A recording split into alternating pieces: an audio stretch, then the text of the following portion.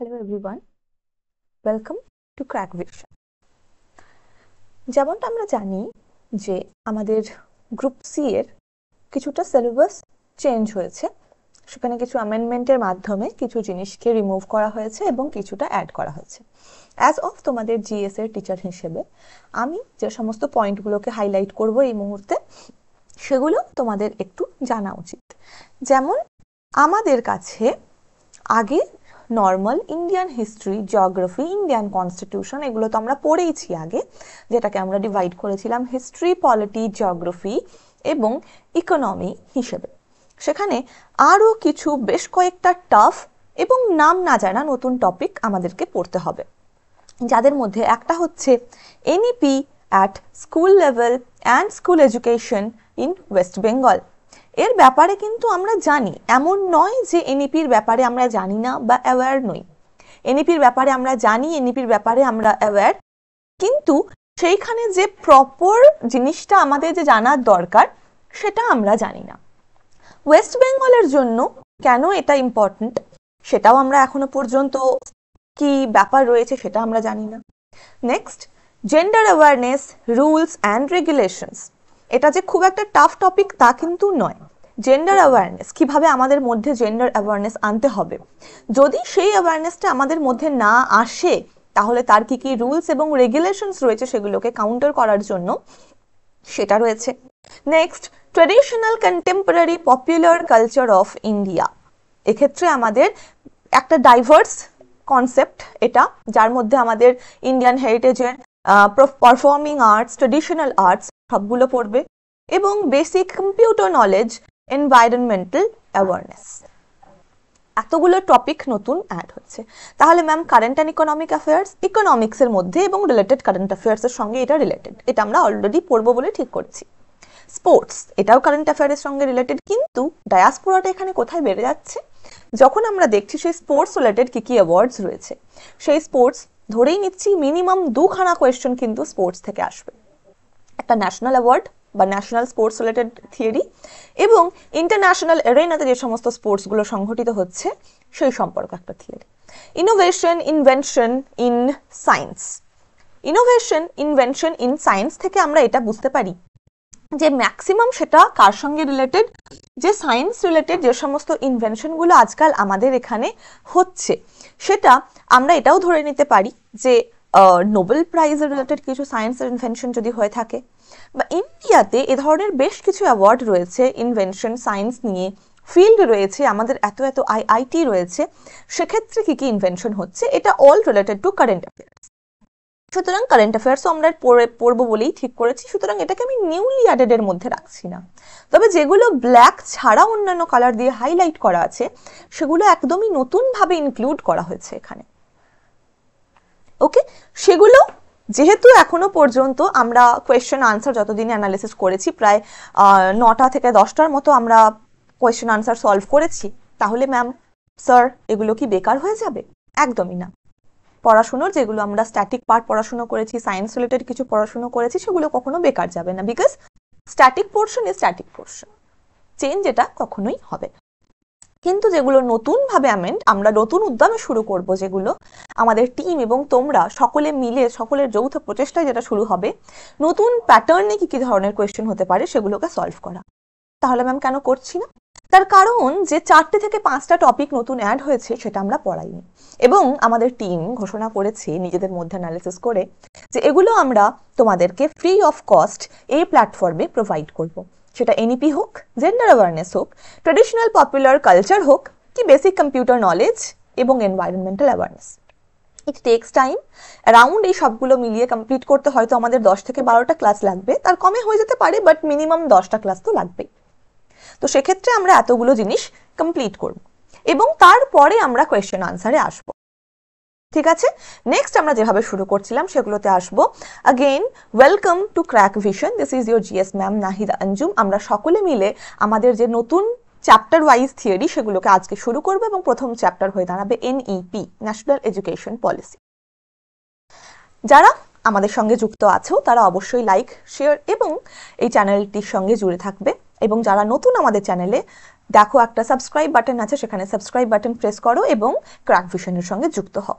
এই চ্যাপ্টার আজকে আমরা শুরু করব। আজ থেকে আমাদের সিলেবাস আরো এগিয়ে নিয়ে যাওয়ার দিকে এবং নতুন যে তথ্যগুলো অ্যাড হয়েছে সেগুলোকে কমপ্লিট করার দিকে, এবং আমরা আমাদের প্রিপারেশনকে যতটা আমরা শুরু করেছিলাম, যেখান থেকে আমরা শেষ করেছিলাম, আরো এক স্টেপ উপরে নিয়ে যাওয়ার জন্য এই টপিকগুলো দিয়ে শুরু করব।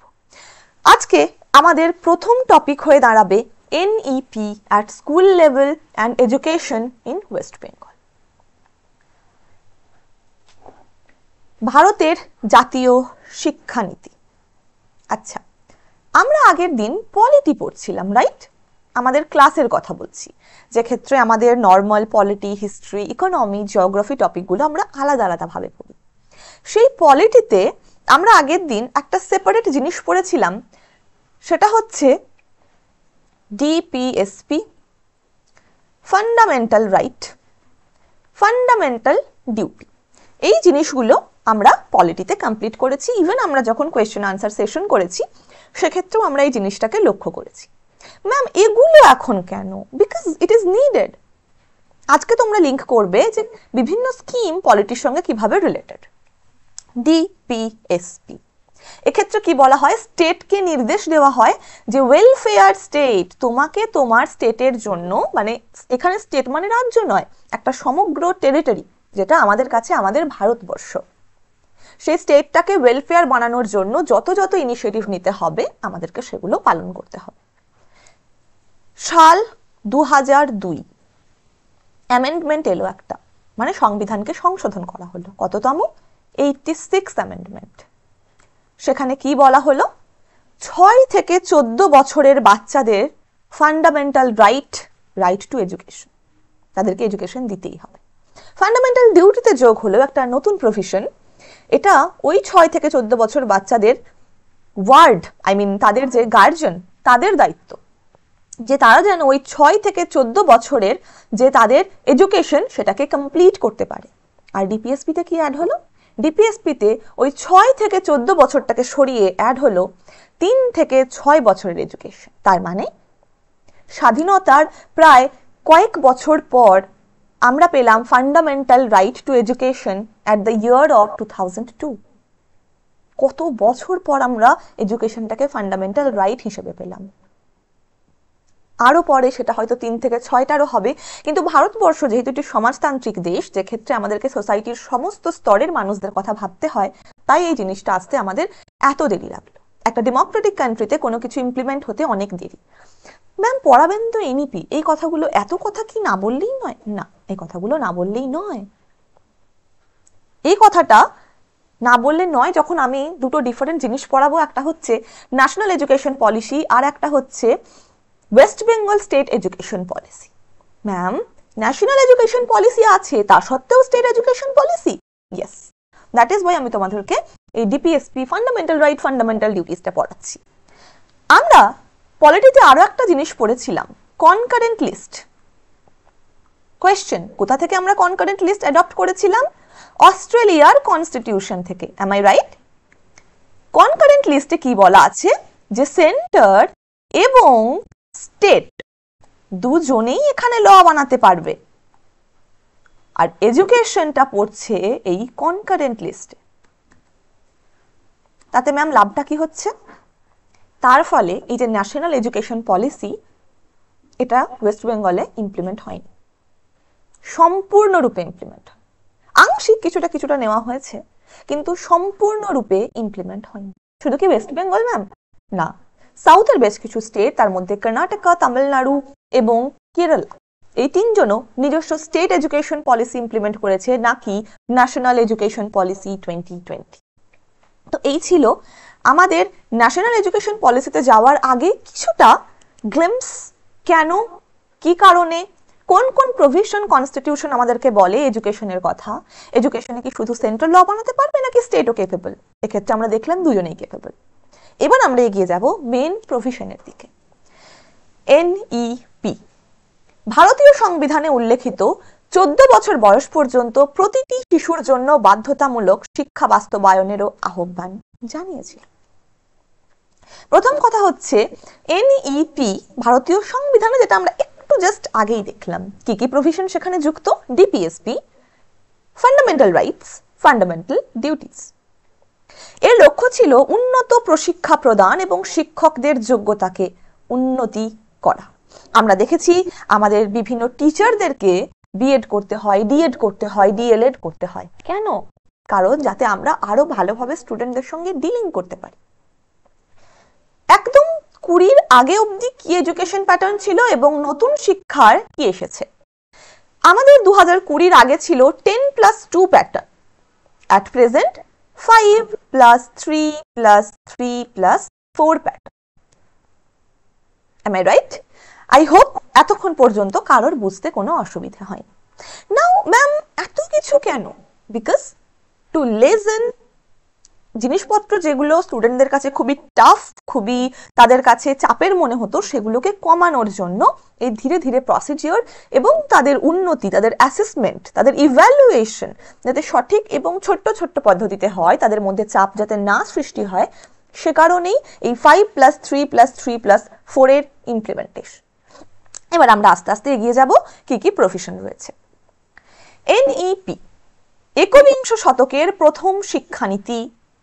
ম্যাম প্রথম শিক্ষানীতি একবিংশ শতকের? আগে কি কিছু ছিল না? ছিল। কোঠারি কমিশন,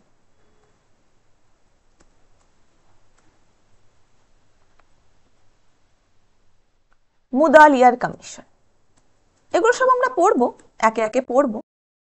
কিন্তু এখন যেহেতু আমাদের এই এনইপিটা ইম্পর্টেন্ট, তাই আমরা এখানে আমাদের এডুকেশন হচ্ছে একটা এমন ধরনের সিস্টেমেটিক ওয়ে, 3 ইডিয়টস এর ভাষায়, যে এটা শুধু কম্পিটিশন বাড়িয়েছে। কনস্ট্যান্টলি রোট লার্নিং, আমরা পড়েই গেছি, কিন্তু কেন এটা কিন্তু আমরা কখনো ভেবে দেখিনি।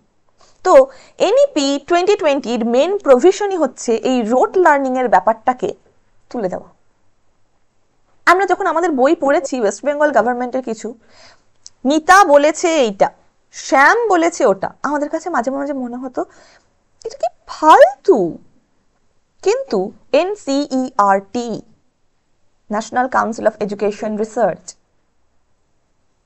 এই যে জিনিসটা, এও কিন্তু তার যে বইগুলো সেখানেও কিন্তু এভাবে উদাহরণ দিয়ে দিয়ে বাচ্চাদেরকে বোঝানোর জন্য এই প্রভিশনটা অ্যাপ্লাই করেছে। আমরা কিন্তু সেটাকে বেকার বলি না, যেহেতু সেই ব্যাপারে আমাদের অ্যাওয়ারনেস নেই। সুতরাং এমন একটা জিনিস যেটা বাচ্চাদের কাছে ইন্টারেস্টেড ফিল করাবে, সেটাই ছিল এনইপি 2020 মূল লক্ষ্য। এবার দেখে নিই এনইপির কিছু প্রভিশন। তাহলে ন্যাশনাল এডুকেশন পলিসি 2020-তে অ্যাডপ্ট হয়েছিল, একবিংশ শতাব্দীর প্রথম শিক্ষানীতি। সেই শিক্ষানীতিতে কিসের উপর জোর দেওয়া হয়েছে? ক্রিয়েটিভ লার্নিং বা সৃজনশীল সম্ভাবনা।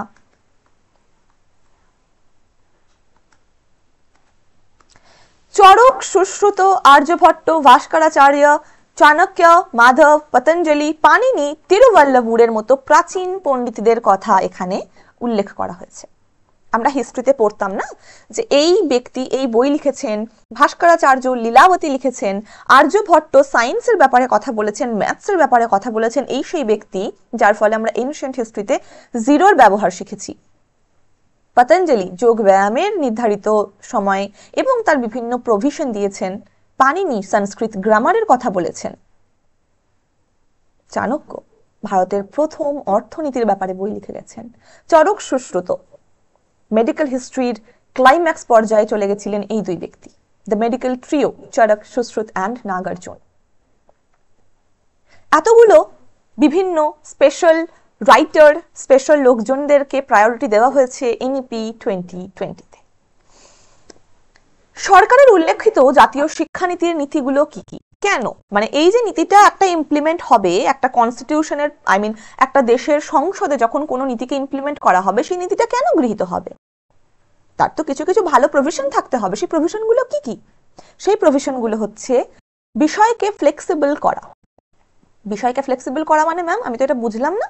তার মানে আমাদের যে চিরাচরিত ডিভিশন, যে তুমি আর্টসের স্টুডেন্ট, আমি কমার্সের স্টুডেন্ট, আর একজন সায়েন্সের স্টুডেন্ট, এই যে ব্যারিয়ার অফ এডুকেশন, এইটাকে মিটিয়ে দেওয়ার জন্যই এনইপি 2020। তোমার জিওগ্রাফি ভালো লাগতেই পারে, তার সঙ্গে তোমার অ্যাকাউন্টেন্সি ভালো লাগতেই পারে, আর তার সঙ্গে তোমার বায়োলজিও ভালো লাগতে পারে। তাতে কি চাপের? একটা স্টুডেন্ট, এটা তার মেন্টাল নিউরন কানেক্টিভিটি, যে তার কি ভালো লাগে। তার আর্টসের জিনিসও ভালো লাগতে পারে, একই সঙ্গে কমার্স, সায়েন্স সবই ভালো লাগতে পারে। তার মানে কি তাকে আবার আলাদা করে জিনিসটাতে ইনক্লুড হতে হবে? No, that's the flexibility of NEP 2020। সেক্ষেত্রে পাঠ্যক্রম বহির্ভূত কার্যকলাপের মধ্যে কোনো কঠোর বিভাজন থাকবে না। বহু বিষয়ক শিক্ষা, ধারণাগত বোধগম্যতা, সমালোচনামূলক চিন্তা ভাবনা। যারা পলিটি পড়েছো আগের দিন তাদেরকে খুব ভালোভাবে তোমাদের মনে থাকবে, আমি একটা ইংলিশ টার্ম ইউজ করেছিলাম, সায়েন্টিফিক টেম্পারামেন্ট। জিনিসটা কেন হচ্ছে সেইটাকে তুলে আনা। সমালোচক চিন্তা ভাবনার মধ্যে সবারই ইম্পর্টেন্ট হচ্ছে, সব থেকে গুরুত্বপূর্ণ হচ্ছে the question arise why. Scientific temperament. যখন আমাদের মধ্যে সৃজনশীল চিন্তা ভাবনা আসবে তখন আমরা কোনো জিনিসকে কোয়েশ্চেন করতে আরম্ভ করব, আর সেই কোয়েশ্চেনটার যদি আমরা সঠিক উত্তর পাই তখনই জানবো যে হ্যাঁ, আমাদের মস্তিষ্কের বিকাশ ঘটেছে। কনস্ট্যান্টলি আমরা পড়ে যাচ্ছি, কিন্তু যখনই আমাদেরকে জিজ্ঞেস করা হবে আচ্ছা কেন, তখন কিন্তু আমরা আর বলতে পারি না। মুখস্থ বিদ্যায় আমরা খুব পারদর্শী।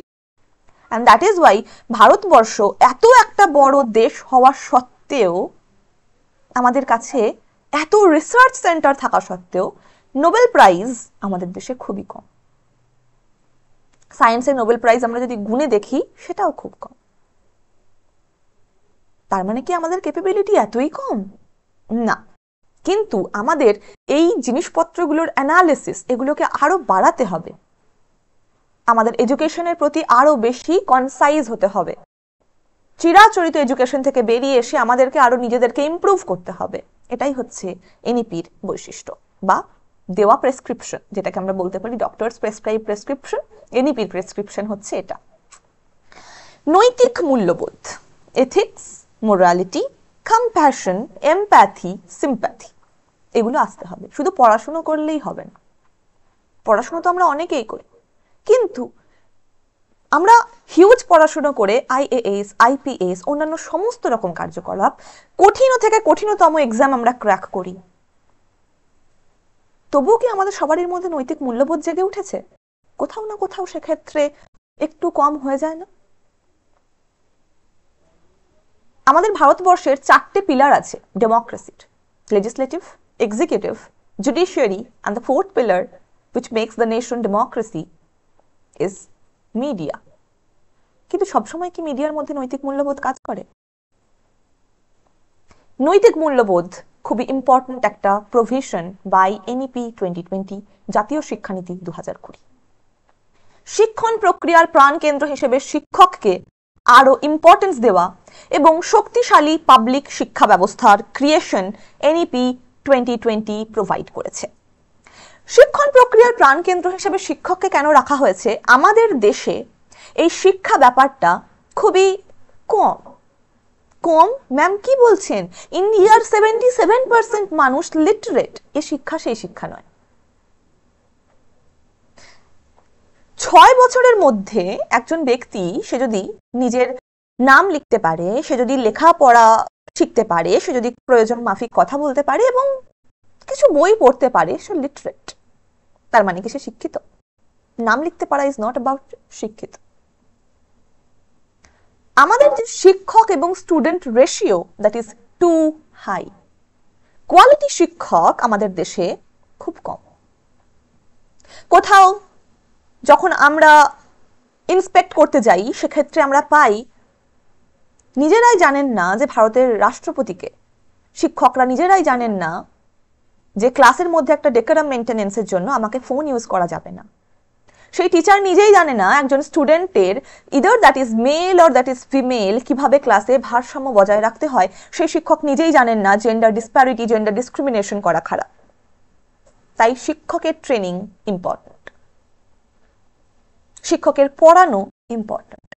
একজন টিচারকে স্টুডেন্ট জিজ্ঞেস করছে, স্যার এক জায়গায় আমাদের এই পৃথিবীতে এই যে রোটেশন, সেটা সব 4 বছরে একবারই কেন 366 দিন গোনা হয়? স্যারের কোনো রিপ্লাই নেই। মুখস্থ কর। আমি তোমাদেরকে ফিজিক্স পড়াচ্ছি, পেজ 2, পেজ 4 মুখস্থ কর। এমন কিছু শিক্ষক রয়েছে। আবার এমন কিছু শিক্ষকও রয়েছেন যারা স্টুডেন্টদেরকে এটা বলেন, যদি পড়ে না আসো তাহলে তোমাদের জন্য কঠোর পানিশমেন্ট আমি দেব, তাতে তোমাদের বাবা মারা অ্যালাউ করেছে। এমন কিছু শিক্ষক আছেন যারা জানেন কোন স্টুডেন্টের কি রিকোয়ারমেন্ট। এবার একটা ক্লাস যেখানে 50 জন স্টুডেন্ট আর একটা ক্লাস যেখানে 30 জন স্টুডেন্ট, কার এফিসিয়েন্সি ভালো হবে? এফিসিয়েন্সি ভালো হবে যেখানে কম স্টুডেন্ট অথচ টিচার ইচ অ্যান্ড এভরিওয়ানের প্রতি অ্যাটেনশন দিতে পারছেন। That is an ideal classroom. আজকাল বিভিন্ন বাবা মা তার সমস্ত সমস্যা উপেক্ষা করে বাচ্চাকে কেন প্রাইভেট স্কুলে পাঠাচ্ছে? Just for this reason, attention is needed to every specific child. সবারই নিড আলাদা। আমি 1 ঘন্টা পড়ে মুখস্থ করতে পারি, কেউ 5 মিনিট পড়ে করতে পারে, কেউ সারা দিন পড়েও পারে না, কেউ অটিজমে সাফার করছে, কেউ ডিসলেক্সিয়ায় সাফার করছে। সুতরাং অ্যাজ এ টিচার আমি ওই ইনস্টিটিউটের প্রাণকেন্দ্র, আমি ওই স্টুডেন্টদের গার্জিয়ান। প্রাইমারি এবং আপার প্রাইমারি লেভেলে শিক্ষক এবং স্টুডেন্টের রেশিও বলে দেওয়া হয়েছে। প্রাইমারিতে 30 স্টুডেন্ট হবে, 30 শিক্ষক হবে 1। আপার প্রাইমারিতে শিক্ষক হবে 1, স্টুডেন্ট হবে 35। এই ছিল বিভিন্ন ইম্পর্টেন্ট নীতি। নেক্সট, বৈশিষ্ট্য। কেন এই নীতিটাকে আনা হয়েছে? এত চ্যালেঞ্জ, এইগুলো তো বলাই রয়েছে, কিন্তু কেন এই নীতিটা আনার কারণ কি? কোয়ালিটি এডুকেশন দেওয়া, অ্যাফোর্ডেবিলিটি প্রোভাইড করা, ইকুইটি। একটা জিনিস আছে ইকুয়ালিটি এবং ইকুইটি।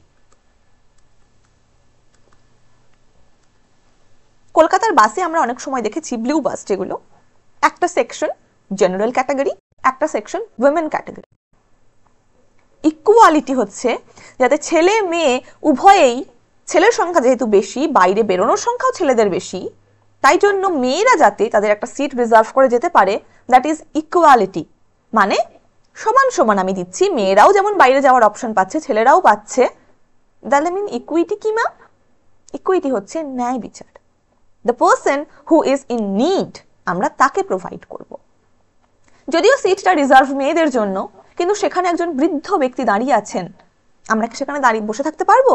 আমরা তাকে সিট প্রোভাইড করব। দ্যাট ইজ ন্যায় বিচার বা equity. The person who is in need, তাকে আমরা সার্ভ আগে করব। এটাই ডিফারেন্স ইকুয়ালিটি এবং ইকুইটির মধ্যে। তাহলে ন্যায় বিচারের ক্ষেত্রে এটা কেন উল্লেখযোগ্য, কেন উঠে এসেছে? কিছু জায়গায় অনেক স্কুলে অনেক বড় লোকেরা ডোনেশন দেয়, সেই পার্টিকুলার স্কুলে কিন্তু একটা গরিব বাচ্চাও পড়াশোনা করে। হ্যাঁ, তার হয়তো সেই সামর্থ্যটা নেই, কিন্তু ওই ডোনেশনের মাধ্যমে সেই ছেলেটা যে গরিব ফ্যামিলি থেকে বিলং করে কিন্তু মেধাবী, সে পড়াশোনার সুযোগ পাচ্ছে। ইকুয়ালিটিও বর্তমান, ইকুইটিও বর্তমান। ইকুয়ালিটি বর্তমান যে একটা বড় লোকের ছেলেও যেমন সেই স্কুলে পড়ার সুযোগ পাচ্ছে, একটা গরিবের ছেলেও। ইকুইটি কোথায়? তাকে ন্যায় বিচার তার সঙ্গে করা হলো, যে তাকে একটা সার্টেন অ্যামাউন্টের স্কলারশিপ দিয়ে তাকে এটা বোঝানো হলো you are eligible to read here. এটাই তোমার ন্যায় বিচার, তুমিও ভালো এডুকেশন থেকে বিচ্যুত হবে না, উই আর দেয়ার। সুলভতা বা অ্যাক্সেসিবিলিটি, ভালো টিচার, ভালো আমাদের ইনফ্রাস্ট্রাকচার, এই জিনিসটা জাতীয় শিক্ষানীতির একটা বৈশিষ্ট্য। জবাবদিহিতা, অ্যাকাউন্টেবিলিটি। অনেক স্কুলে পিটিএম, পেরেন্ট টিচার মিটিং হয়ে থাকে। এক্ষেত্রে জবাবদিহিতা কে করবে? শুধু কি school? No, both the school and the parent. আপনার স্টুডেন্ট ক্লাস 6-এ 70% মার্কস পেয়েছে, আপনার স্টুডেন্ট ক্লাস 7-এ 65% মার্কস পেয়েছে। দুজনেরই মধ্যেই হবে স্কুলের টিচার কি ধরনের পড়ান, বাড়িতে বাবা মা কিভাবে গাইড করেন, সেই সবের অ্যাকাউন্টেবিলিটি একটা বাচ্চাকে রেজ করার জন্য ওখানে পালিত হয়। আই হোপ আমি বোঝাতে পারলাম এখানে আমি কি বলতে চেয়েছি। সুতরাং অ্যাকাউন্টেবিলিটির দিকে একজন বাচ্চা যে মেহেজ ক্লাস 8, 9, 10, 11, 12-এ পড়ছে, তার প্রতি অ্যাকাউন্টেবল দুজন, একজন তার গার্জেন যে তাকে এডুকেশনটা দেওয়ার জন্য দায়িত্ববান, এবং আর একজন হচ্ছে তার শিক্ষক বা শিক্ষিকা, যিনি তাকে পার্টিকুলারলি সেই বিষয়টায় জ্ঞান দেওয়ার জন্য এবং তার জ্ঞানের ভান্ডার সমৃদ্ধ করার জন্য দায়িত্বশীল। এটাই হচ্ছে অ্যাকাউন্টেবিলিটি। নেক্সট, এনইপির লক্ষ্য শিক্ষক প্রশিক্ষণ শক্তিশালীকরণ, বিদ্যমান পরীক্ষা ব্যবস্থার সংস্কার, শৈশবকালীন যত্ন এবং শিক্ষার নিয়ন্ত্রক কাঠামো পুনর্গঠনের উপর জোর দেওয়া। আগে এক্সাম ছিল কি 10+2, এখন সেটা কি হয়েছে একটু আগে ডিসকাস করলাম 5+3+3+4। অ্যাসেসমেন্ট কন্টিনিউয়াসলি হবে, শুধুমাত্র 10-এর উপরে ভিত্তি করে তোমাকে একটা মার্কস দিল, 12-এর উপরে ভিত্তি করে, নাও, দ্য সিস্টেম হ্যাজ চেঞ্জড। কিন্তু ম্যাম ওয়েস্ট বেঙ্গলে এই 10+2টাই এখনো চলছে। এনইপির অন্যান্য উদ্দেশ্য কি? শিক্ষায় সরকারি বিনিয়োগ বৃদ্ধি, জিডিপি। আমরা অনেকবার পড়েছি এই কোয়েশ্চেন, মানে ব্যাপারটা আমরা অনেকবার সলভ করেছি কোয়েশ্চেনের মাধ্যমে। এই এনইপি জিনিসটা, মানে জিডিপি জিনিসটা, জিডিপি, সাপোজ ইন্ডিয়ার জিডিপি এই বছর 1 কোটি, তার মধ্যে জাস্ট 2000 টাকা আমাদের শিক্ষায় নিয়োজিত হয়, মাত্র 2000 টাকা। এত কম ইনভেস্টমেন্ট শিক্ষায় দিলে শিক্ষা বা রিসার্চ অ্যান্ড ডেভেলপমেন্ট উন্নতি করতে পারবে না। সেজন্যই শিক্ষায় সরকারি বিনিয়োগ বৃদ্ধির কথা বলা হয়েছে। এনইসি, ন্যাশনাল এডুকেশন কমিশন বা জাতীয় শিক্ষা কমিশন স্থাপন করা হবে। বৃত্তিমূলক প্রাপ্তবয়স্কদের শিক্ষার উপরে জোর বৃদ্ধি করা হবে। প্রযুক্তির ব্যবহার জোরদার করা। আমার একজন ভাই, সে নবোদয় বিদ্যালয়ে পড়ে, ক্লাস 6 থেকে ইন্ট্রোডিউস করা হয়েছে AI, mandatory subject. NEP 2020 recording এটা চালু করা হয়েছে। আমরা যে কেমিস্ট্রি প্র্যাকটিক্যাল 11-12-এ করি, সেটা তাদের স্কুলে ক্লাস 8-এর বাচ্চারা করে।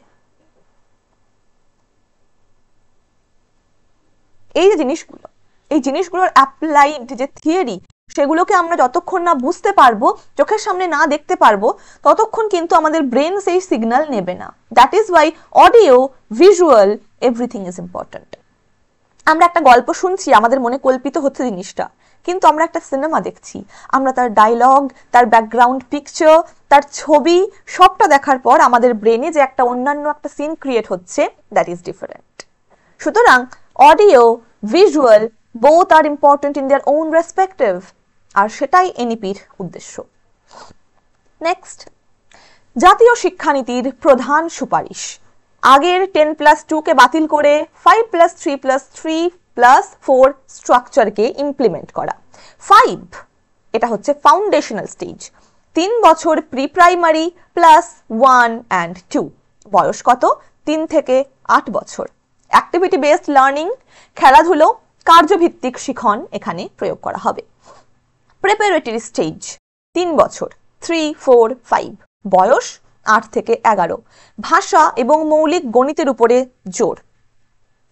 আমরা অনেক ক্যান্ডিডেট আছি যারা এখন এলিমেন্টারি জিনিসগুলো মুখে মুখে যোগ করতে পারি না, মুখে মুখে আমরা পার্সেন্টেজ বের করতে পারি না, গুণ করতে পারি না, ভাগ করতে পারি না। রিমেম্বার, আমরা এখন যদি আমরা বলে দিই যে একটা সার্টেন জিনিসের পার্সেন্টেজ কত, আমরা বলতে পারবো না। অনেকে আছি, এমন নয় যে সবাই বলতে পারবো না, ইয়েস উই ক্যান, বাট অনেকে বলতে পারবো না। তো এই জিনিসটাকে লক্ষ্য করা হয়েছে, এই জিনিসটাকে থিওরিতে আনা হয়েছে যে আগে এলিমেন্টারি ম্যাথমেটিক্স, যেগুলো ডে টু ডে লাইফে আমাদের লাগবে, কস থিটা, সাইন থিটা, এগুলো জীবনে নাই লাগতে পারে, কিন্তু লাভ ক্ষতি জীবনে লাগবে।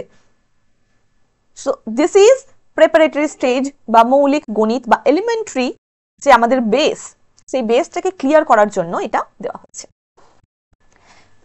নেক্সট, মিডল স্টেজ 6 থেকে 8, 11 থেকে 14 বছর, বিষয় ভিত্তিক পড়াশুনো, পরীক্ষার চাপ কমান। সেকেন্ডারি স্টেজ 4 বছর, 9, 10, 11, 12, 14 থেকে 18 বছর, মাল্টিডিসিপ্লিনারি প্রজেক্ট ভিত্তিক শিক্ষা। আমরা এখন অনেক স্কুলে আমাদের প্রচুর প্রজেক্ট এসেছে, সায়েন্সের প্রজেক্ট, আর্টসের প্রজেক্ট। এই প্রজেক্ট ভিত্তিক শিক্ষাগুলোর মাধ্যমে আমরা একজন স্টুডেন্টকে মাল্টিডিসিপ্লিনারি বানাচ্ছি। তুমি শুধু রোট লার্নিং এ ইম্পর্টেন্ট, নাকি তুমি শরীর চর্চা, নাকি তুমি তোমার ক্রিয়েটিভ লার্নিং, সবগুলোকে প্রাধান্য দিচ্ছ। এটাই হচ্ছে multidisciplinary action towards study. Next, মাতৃভাষা বা স্থানীয় ভাষায় শিক্ষা। সরি টু সেই, বাট আমাদের কিছু কিছু টিপিক্যাল বেঙ্গলি ফ্যামিলি রয়েছে, আমি বেঙ্গলের কথাই বলছি, বাকিদের কথা বলছি না, যাদের বাচ্চা কাচ্চারা ইংলিশ মিডিয়ামে পড়ে। Obviously they have good money, they have the capability কি তারা তাদের বাচ্চাদেরকে ইংলিশ মিডিয়ামে পড়াবেন, বাট অ্যাট আ সার্টেন যখন তারা কথা বলে, দেয়ার বিহেভ ইজ লাইক আমাদের বাচ্চারা তো বাংলা বলতেই পারে না, এম আই রাইট, বুঝতেই পারে না। তো এই যে জিনিসটা, এই জিনিসটাকে চেঞ্জ করতে হবে।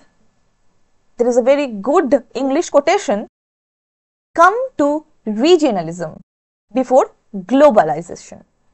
বৈশ্বিক উন্নয়ন তো তোমার হবেই, কিন্তু তোমার শিকড় যেটা সেক্ষেত্রে আগে উন্নয়ন করো। এটাই ছিল মাতৃভাষা বা স্থানীয় শিক্ষায় ভাষায় শিক্ষা। 3 থেকে 8 শ্রেণী, তৃতীয় থেকে 8ম শ্রেণী পর্যন্ত মাতৃভাষায় প্রধান শিক্ষার মাধ্যম করার সুপারিশ। মানে তোমার যে রিজিওনাল ল্যাঙ্গুয়েজ, সেই রিজিওনাল ল্যাঙ্গুয়েজকে প্রোটেক্ট করতে হবে, আদারওয়াইজ আমরা তো সেই জিনিসটাকেই বিলুপ্ত করে ফেলবো। আর কয়েকদিন পরে আমরা তো সেই যে হেরিটেজ, আমাদের যে রিজিওনাল হেরিটেজ, সেটাকেই ধুয়ে মুছে দেব। তো সেই জন্যই ক্লাস 3 টু ক্লাস 8 মাতৃভাষাকেই প্রধান শিক্ষা করার সুপারিশ। মাতৃভাষায় পাঠ্য বই তৈরির উপর জোর, ক্লাস 3 টু ক্লাস 8। নেক্সট, মূল্যায়ন ব্যবস্থা, অ্যাসেসমেন্ট। মুখস্থ বা রোট লার্নিং চলবে না, প্রয়োগ, বিশ্লেষণ এগুলোকে ইমপ্লিমেন্ট করতে হবে জীবনে। কনস্ট্যান্টলি আমি মুখস্থ করে যাচ্ছি যে পর্বতের একদিকে বৃষ্টি হয়, অন্যদিকে বৃষ্টি হয় না। যেদিকে বৃষ্টি হয় সেটাকে আমরা বলি বৃষ্টিপাত অঞ্চল, যেদিকে বৃষ্টি হয় না সেটাকে আমরা বলি বৃষ্টির ছায়া অঞ্চল। একটা সার্টেন আমার বান্ধবী জিজ্ঞেস করলো, কেন রে এটাকে বৃষ্টিপাতযুক্ত অঞ্চল বলে, ওটাকে বৃষ্টির ছায়াযুক্ত অঞ্চল বলে? অ্যান্ড দেন আমি আর বলতে পারছি না। সো প্রয়োগ করতে হবে, বিশ্লেষণ করতে হবে যে কেন। এই যে ওয়াই, এই ওয়াই জিনিসটাই আমাদের জীবনে খুব গুরুত্বপূর্ণ। বোর্ড পরীক্ষার চাপ কমানো কিভাবে? বছরে নাকি 2 বার বোর্ড পরীক্ষা নেওয়া হবে। গিভ মি আ মিনিট, আইল কাম উইদিন আ সেকেন্ড।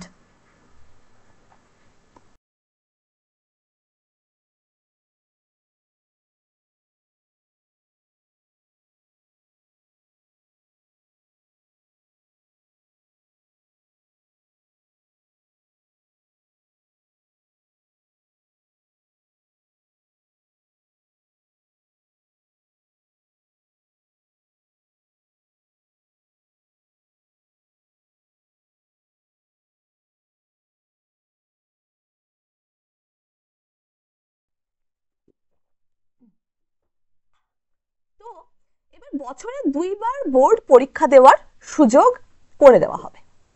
কেন বছরে 2 বার বোর্ড পরীক্ষা দেওয়ার সুযোগ কেন করে দেওয়া হবে? আমরা টেস্ট পরীক্ষা দিতাম, তারপরে বোর্ডে বসার সুযোগ পেতাম, রাইট?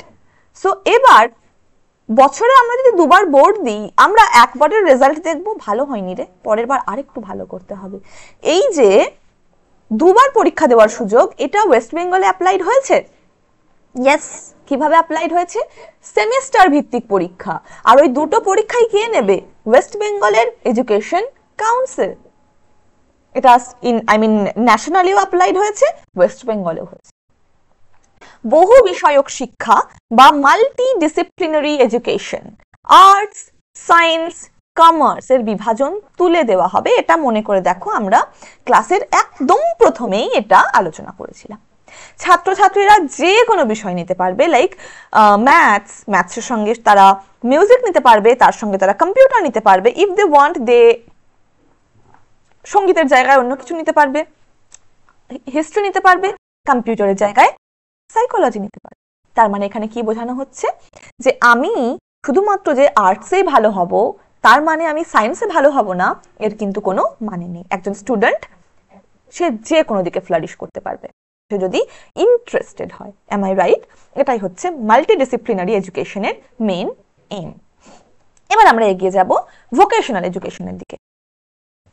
যখন গান্ধীজি আমাদের হিস্টোরিতে একটা ইম্পর্টেন্ট পার্ট প্লে করেছিলেন, তিনি এই ভোকেশনাল স্কিলকে প্রায়োরিটাইজ করেছিলেন। ভোকেশনাল স্কিলটা হচ্ছে এমন একটি স্কিল যে ক্ষেত্রে দাঁড়িয়ে প্র্যাকটিক্যাল যে স্কিল সেটাকে শেখানো হয়। প্র্যাকটিক্যাল স্কিল কি? এক্ষেত্রে ইন্টার্নশিপ করতে দেওয়া হয়। অনেক সময় আমরা যখন টেকনিক্যাল কোনো ফিল্ডে যাই, সেই ফিল্ডে একটা প্র্যাকটিক্যাল ফেজ থাকে যেটাকে আমরা বলি ইন্টার্নশিপ। সেই ইন্টার্নশিপের সার্টিফিকেটটা পেলে আমরা একটা নির্দিষ্ট জায়গায় অ্যাপয়েন্টেড হই, যে ক্ষেত্রে আমাদেরকে পার্টিকুলার জায়গা থেকে আমাদের ইনভিটেশন আসে, বিভিন্ন কোম্পানি থেকে, সেখানে আমরা জয়েন করি। তো এটা কোন ক্লাস থেকে হবে? 6 থেকে ক্লাস 12 অবধি। কোয়েশ্চেন আসতেই পারে, কোন স্তরে প্রথম ভোকেশনাল এডুকেশনকে ইন্ট্রোডিউস করার কথা বলা হয়েছে? That is in class 6, class 6 থেকে। ওকে, ক্লাস 6 থেকে ইন্টার্নশিপ বাধ্যতামূলক। নেক্সট, হায়ার এডুকেশনে পরিবর্তন। Higher education commission of India গঠিত হবে। ভেরি ইম্পর্টেন্ট, HECI এর ফুল ফর্ম কি জিজ্ঞেস করে নেবে। HECI এর full form higher education commission of India. তার মানে মেডিকেল এবং ল ছাড়া সমস্ত উচ্চশিক্ষা এই HECI এর আন্ডারে থাকবে। মেডিকেলের ICMR রয়েছে, ল এর ল এডুকেশন কমিশন রয়েছে। এটা ছাড়া বাকি ইন্ডিয়ার সমস্ত হায়ার এডুকেশন HECI নিয়ন্ত্রণ করবে। আগে আমাদের এডুকেশন ডিপার্টমেন্টের নাম ছিল HRD, হিউম্যান রিসোর্স ডেভেলপমেন্ট। বর্তমানে সেটার নাম হয়ে গেছে মিনিস্ট্রি অফ এডুকেশন।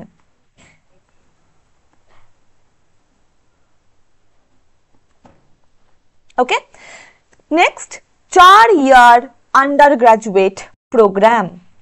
আমরা কত সময় করেছি? ম্যাক্সিমাম জোন আমরা 3 বছরের আন্ডার গ্রাজুয়েট প্রোগ্রাম করেছি, কিন্তু প্রেজেন্টে 4 বছরের স্নাতক দেওয়া হয়েছে। আমরা যদি কেউ অনার্সের সময় একটা সাবজেক্টে ফেল করে যেতাম, মেইনলি আমাদের অনার্স রিলেটেড সাবজেক্টে, সেটা আমাদের কেটে জেনারেল লিস্টে অন্তর্ভুক্ত হয়ে যেত। কিন্তু এক্ষেত্রে সুযোগ দেওয়া হয়েছে ডিফারেন্ট ভাবে। 3 বছরের নমনীয় স্নাতক, 1 বছরের সনদ মানে সার্টিফিকেট, তুমি যে ইন্টার্নশিপ করেছো সেটা। 2 বছরের কোর্স করলে সেটা তুমি ডিপ্লোমা সার্টিফিকেট পাবে। 3 বছরের ক্লাস করলে সেটা ব্যাচেলর হয়ে যাবে, মানে জেনারেল ডিগ্রি। তুমি একটা ডিগ্রি পাবে, সেটা জেনারেল মানে ব্যাচেলর। 4 বছর কমপ্লিট করলে তোমার সেটা অনার্স হয়ে যাবে।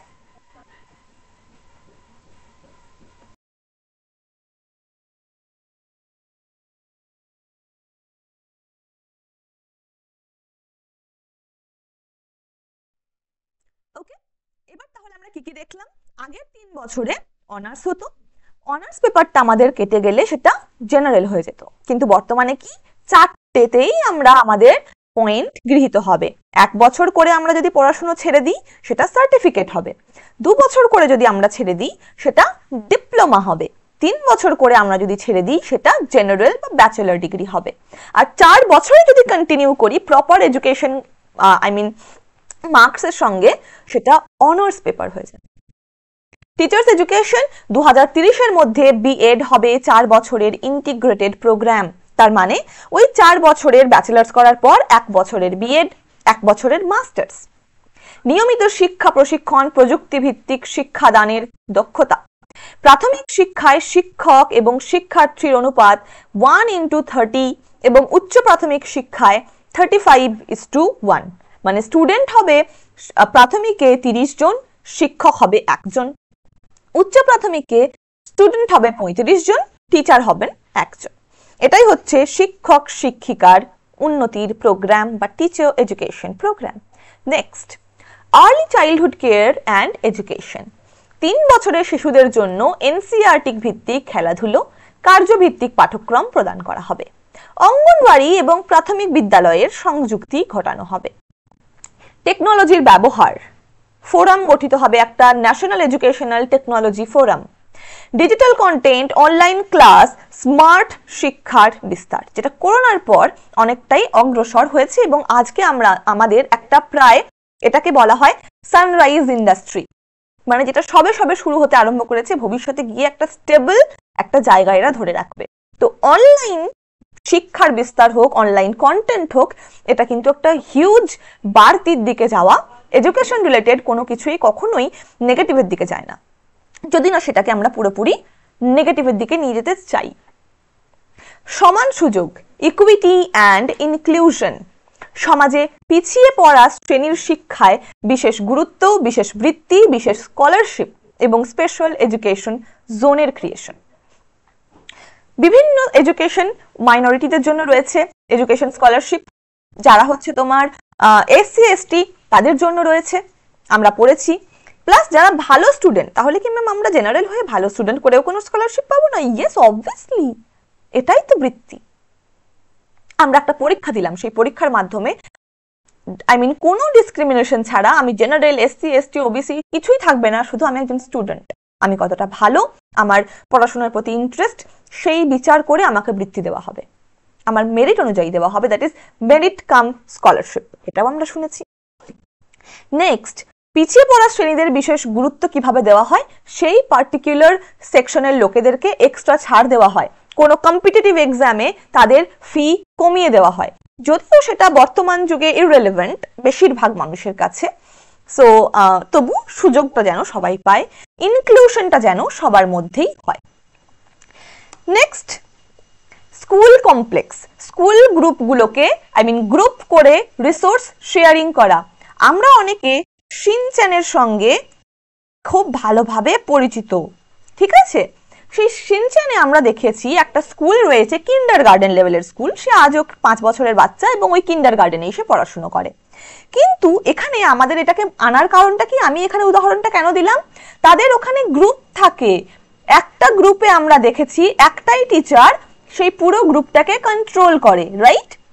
একটা গ্রুপ আমরা দেখেছিলাম রোজ গ্রুপ, যেখানে শিনচ্যানরা সানফ্লাওয়ার গ্রুপ যেখানে শিনচ্যানরা ছিল, রোজ গ্রুপ যেখানে অন্য একজন পাবলিক থাকতেন। সো এই বিভিন্ন ধরনের গ্রুপ তৈরি করা এবং রিসোর্সকে শেয়ার করা, শিক্ষক, ল্যাব, লাইব্রেরি ভাগ করে ব্যবহার করা। 2022 সালে কারেন্ট অ্যাফেয়ার্স একটা খুব ভালো কারেন্ট অ্যাফেয়ার্স ছিল, that is Atal tinkering lab. সেই ল্যাবটাতেই একজন শিক্ষক বা বিভিন্ন স্টুডেন্টরা মিলে সেই জায়গাগুলোতে কিভাবে সেই ল্যাবটাকে ইউজ করা হবে, কিভাবে সেই ল্যাব প্রদত্ত জ্ঞান মানুষের মধ্যে দেওয়া হবে, মানুষ মানে সেই পার্টিকুলার স্টুডেন্ট, এবং যে স্টুডেন্টরা প্রেজেন্ট ছিল না বা যারা অ্যাক্সেস করতে পারবে না তাদের কাছে কিভাবে পৌঁছানো যাবে, সেটাই হচ্ছে অটল টিঙ্কারিং ল্যাবের মূল উদ্দেশ্য। নেক্সট, ভারতীয় জ্ঞান ব্যবস্থা বা ইন্ডিয়ান নলেজ সিস্টেমকে কিভাবে ইমপ্রুভ করবে, যোগ, আয়ুর্বেদ, ভারতীয় গণিত, সংস্কৃত প্রভৃতি বিষয়কে গুরুত্ব দেওয়া হবে, যাতে আমাদের এনশিয়েন্ট কালচারে আমরা কিভাবে শিক্ষিত হতাম সেই প্রপার জিনিসগুলোকে আমরা অ্যানালিসিস করতে পারি। নেক্সট, গবেষণা এবং উদ্ভাবন, ন্যাশনাল রিসার্চ ফাউন্ডেশন গঠিত করা। এর ফলে আমরা যে রিসার্চ করছি সেই রিসার্চের একটা ডেটা তৈরি হবে, সেই ডেটার মাধ্যমে ভারতীয় রিসার্চের ফলে উদ্ভাবিত ডেটাকে আমরা প্রোটেক্ট করতে পারবো, সেই ডেটা যাতে অন্য কেউ ইউজ না করতে পারে সেই দিকে আমরা ধ্যান দিতে পারবো, এবং গবেষণার ফলে ভারতীয় কৃষি, ভারতীয় শিক্ষা, ভারতীয় স্বাস্থ্য এছাড়া আরো অন্যান্য ডাইভার্স রিজিয়নে যাতে আমরা এগিয়ে যেতে পারি সেই জন্য এই এনআরএফ কে আমরা গঠন করব। নেক্সট, এনইপির সবচেয়ে গুরুত্বপূর্ণ পরিবর্তন কি জানো, এমফিল, এই ডিগ্রিটাকে সম্পূর্ণ বন্ধ করে দেওয়া হয়েছে। Very very very important. PhD ভর্তির জন্য নতুন যোগ্যতা এনেছে, যদি কারোর মধ্যে 4 বছরের ব্যাচেলর ডিগ্রি থাকে তাহলে সে রিসার্চে এন্ট্রি করতে পারবে। মিনিমাম তার সিজিপিএ থাকতে হবে 3.0/4.0। এমএ এমএসসি না করে সরাসরি পিএইচডি করা যাবে। অপশন 2, 2 বছরের মাস্টার ডিগ্রি করার পর তুমি যেভাবে চিরাচরিত পিএইচডিতে অ্যাডমিশন নিতে, নেট দিয়ে সেট দিয়ে, সেভাবে তোমরা অ্যাডমিশন নিতে পারবে। অপশন 3 বছরের সাধারণ ইউজি কোর্স করার পরে 2 বছরের মাস্টার্স কোর্স করতে হবে, তারপরে আমরা পিএইচডিতে এন্ট্রি নিতে পারবো, যেভাবে আমরা এখন নিই। আমরা যারা 3 বছরের ইউজি কোর্স আছে তারা আমাদেরকে 2 বছরের মাস্টার্স করতে হবে, তারপরে আমরা নেট দিয়ে পিএইচডির মধ্যে ঢুকতে পারবো। দ্যাট ইজ এনইপি 2020-র মোস্ট ইম্পর্টেন্ট প্রভিশন। এবার আমরা আসবো ওয়েস্ট বেঙ্গল স্টেট এডুকেশন পলিসির দিকে, সেটা আমরা অন্য একটা ভিডিওতে কমপ্লিট করব।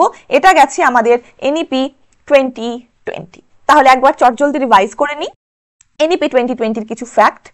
এনইপি 2020 একবিংশ শতকের প্রথম এডুকেশন কমিশন। আরো যে কমিশনগুলো ছিল, Kothari commission, Mudaliar commission, different আমাদের এডুকেশন কমিশন বিভিন্ন সময়ে এসেছে, কিন্তু একবিংশ শতকের এবং আজকের যুগে দাঁড়িয়ে সবথেকে ইম্পর্টেন্ট হচ্ছে এনইপি 2020। পুরনো স্ট্রাকচার 10+2 কে চেঞ্জ করে এনেছে 5+3+3+4 স্ট্রাকচার, যার মধ্যে 5 বছরের ফাউন্ডেশনাল কোর্স, 3 বছরের প্রিপারেটরি স্টেজ, 3 বছরের মিডল স্টেজ এবং বাকি 4 বছরের আমাদের যে বোর্ডের স্টেজ সেটা। তারপরে এনইপি 2020-তে স্টুডেন্ট এবং টিচারের রেশিও প্রাইমারি আপার প্রাইমারিতে বলা হয়েছে, একজন টিচারের কি কি যোগ্যতা থাকতে হবে সেটা বলা হয়েছে, মাল্টিডিসিপ্লিনারি এডুকেশনের প্রভিশন নিয়ে আসা হয়েছে এনইপি 2020-তে। মোস্ট ইম্পর্টেন্ট আর্টস কমার্স সায়েন্সের বিভাজন থাকবে না, প্রযুক্তি ভিত্তিক শিক্ষাকে এখানে এন্ট্রি দেওয়া হবে, ইকুয়ালিটি, ইকুইটি, অ্যাক্সেসিবিলিটি, অ্যাফোর্ডেবিলিটি এবং অ্যাকাউন্টেবিলিটি এই সবগুলোই এনইপি 2020-র বৈশিষ্ট্য। এমফিলকে সম্পূর্ণ বন্ধ করে দেওয়া হয়েছে, আর কোনো ইউনিভার্সিটি স্পেশালি ইউনিভার্সিটি এডুকেশন কমিশনের আন্ডারে থাকা কেউই এমফিলকে আর চালু করতে পারবেন না। পিএইচডি যদি কেউ 4 বছরের করে থাকে তাহলে তার মাস্টার্স করার দরকার নেই, কিন্তু যদি 3 বছরের আন্ডার গ্রাজুয়েট কোর্স করে থাকে সেক্ষেত্রে 2 বছরের মাস্টার্স বাধ্যতামূলক এবং তারপরেই সে পিএইচডিতে ইনক্লুড হতে পারবে।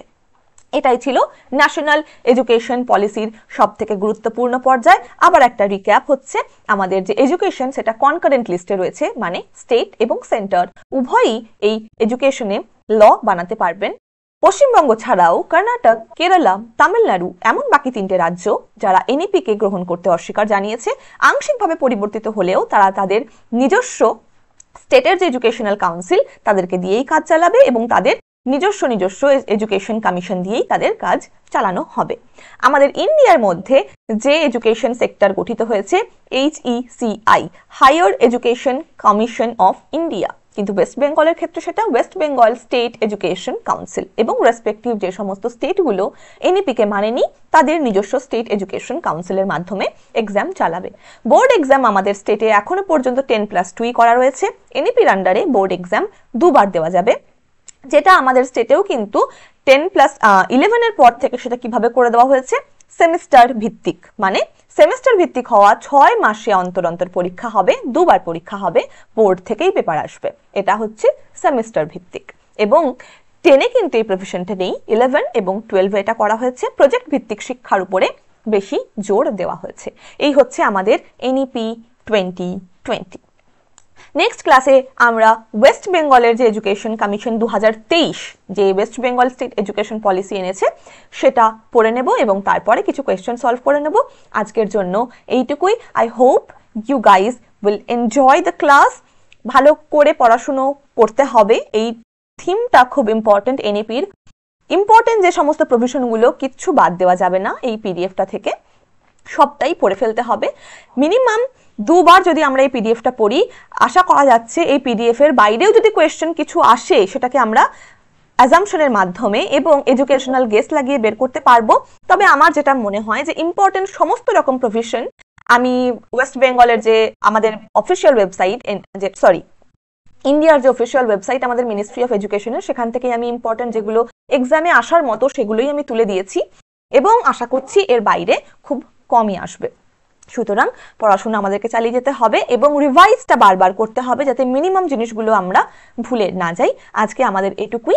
যারা আমরা এই জিনিসটা আরো ভালোভাবে এগিয়ে নিয়ে যেতে পারবো এই পড়াশোনাটাকে, তার জন্য ক্র্যাক ভিশনের সঙ্গে থাকতে হবে। কমেন্ট সেকশনে আমাকে জানাবে তোমাদের এই ক্লাস কেমন লেগেছে, আরো কি কি তোমাদের দরকার। আমরা সমস্ত ক্লাসগুলোকে এখানে ফ্রি অফ কস্ট, যেগুলো নতুন ধরনের এসেছে সেগুলোকে আমরা প্রোভাইড করার ডিসিশন নিয়েছি। তোমাদের যদি লাগে আমাকে কমেন্ট সেকশনে জানাবে, ইয়েস ম্যাম আমাদের লাগবে ক্লাসগুলো। তাহলে আজকের জন্য আমরা এখানে ক্লাস শেষ করছি। ডু লাইক, শেয়ার, সাবস্ক্রাইব, বন্ধুদের সঙ্গে শেয়ার করে জানাও যে তারা যেন এই ক্লাসটাকে অ্যাক্সেস করতে পারে, এবং এই ক্লাসের পিডিএফ পেতে হলে ক্র্যাক ভিশনের টেলিগ্রাম এবং হোয়াটসঅ্যাপ চ্যানেল জয়েন করো। ওকে, আজকের জন্য bye bye. Hope a good day ahead everyone.